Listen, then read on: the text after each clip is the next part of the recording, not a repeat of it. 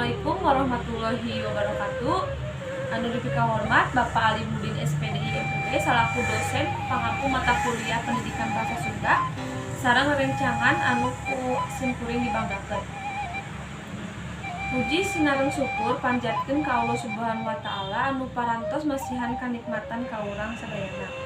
Sholawat sinareng salam urang sanggakeun ka junjungan urang nyaeta Nabi Muhammad sallallahu alaihi wasallam anu parantos masihan cahya keimanan ka umatna. Mugia urang sadayana kalebet umat anu kenging syafaat di yaumil akhir. Dina kesempatan ieu simkuring bade gandugikeun diantara singket ngeunaan neangan ilmu. Minangka jalmi muslim neangan ilmu teh hal anu wajib. Sabab segala sesuatu anu dilakukeun teh ngagunakeun ilmu. Lamun urang ngalakukeun segala sesuatu teu ngagunakeun ilmu maka sia-sia.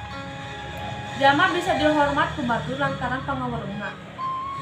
Ilmu teu berat babawa. Aya hadis anu netelakeun, pek teangan ilmu ka negeri Cina atawa teangan ilmu ti mimiti jero kandung nepi ka liang lahat. Kituna hayu urang neangan ilmu sasarengan. Kitu anu kapihakeun ku simkuring hapunten bilih aya kalepatan sabab segala kesempurnaan milik Allah Subhanahu wa taala. Khairul kalam wassalamualaikum warahmatullahi wabarakatuh.